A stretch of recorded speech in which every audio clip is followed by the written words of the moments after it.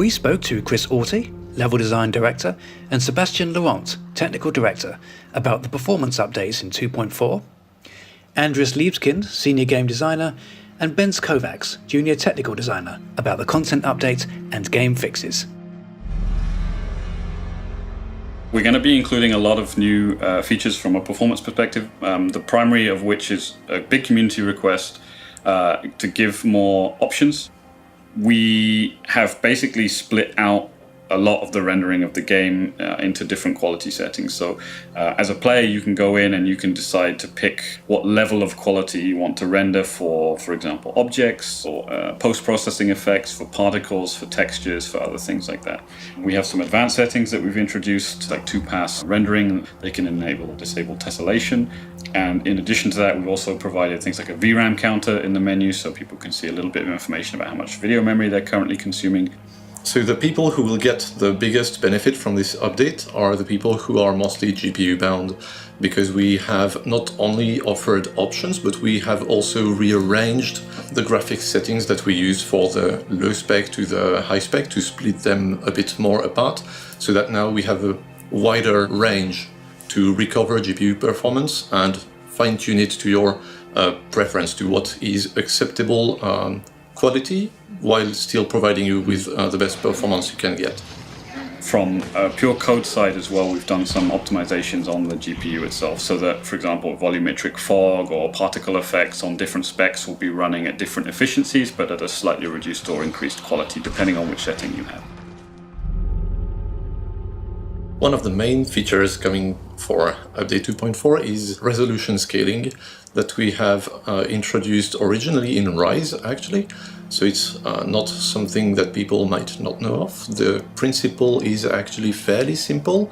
It's to decouple the display resolution from the rendering resolution. So all of your UI will remain as crisp as you would expect it if you were playing, let's say, in 1080p, but at the same time you can say your rendering will occur at proportion of this resolution to recover GPU performance. For players that have issues with GPU or are struggling with performance from a GPU perspective, this is probably one of the most significant things that they could do to actually, improve that. Our previous performance patch focused specifically on CPU performance on the engine side. So this time we actually focus a bit more on the CPU side, but on the game code side. We have found quite a few improvements to make, so that should benefit everyone across the board.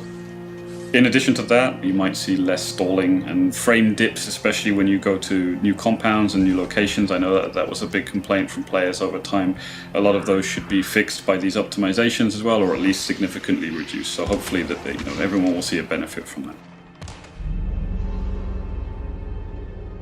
The thing with performance is that it's a very complicated problem to solve, especially with PC. You've got so many different hardware configurations, you have so many different possible things, from drivers, from resolution, and the goal with this update was giving players a bit more control themselves over how this performance is being spent.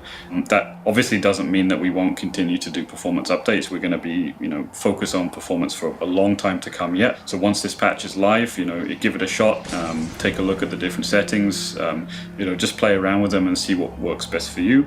And please keep giving us feedback. We have introduced some improvements to the level loading time, and that comes in 2 steps. One of them is that we've increased the speed at which the server loads, and we have also improved the client loading time.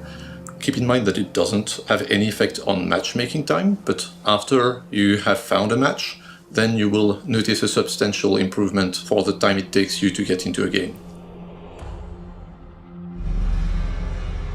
So for 2.4 we introduced 3 new weapons: a pistol, a shotgun and a crossbow. The pistol is the Nagant Officer Carbine. It features a long barrel and a stock, so it behaves more like a rifle than a pistol. The shotgun is the Spectre Compact Shotgun, which is a version of the regular Spectre. This comes with a foregrip.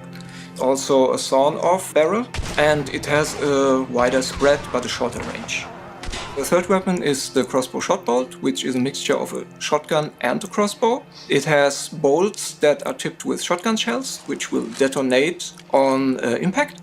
And it will also set off a cone of shotgun pellets.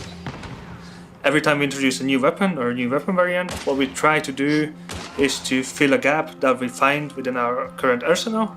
So for example, with the Officer Carbine, what we try to add is an early game weapon. It's a compact ammo weapon. It's basically a modification of the Officer pistol, just introducing as a rifle. So this is a chance for new players to unlock it early and have a different choice other than the Winfield. What we try to introduce with the shot bolt is that if you shoot at an AI, on the impact, the pellets go through the AI in a cone. So potentially, if you have a group of grunts in front of you, you can shoot at the first one, and that will most likely kill all of them in a group. This can be used as a tactic against players who are stacked up behind each other. So you shoot the first hunter, he'll die, and you will damage the second hunter as well. Another use case that we used during playtesting was when somebody's inside the building and you know that they are camping, they are hiding in a corner. You can just shoot this arrow at the wall, it will explode, and it will release a hail of shotgun pellets at the player.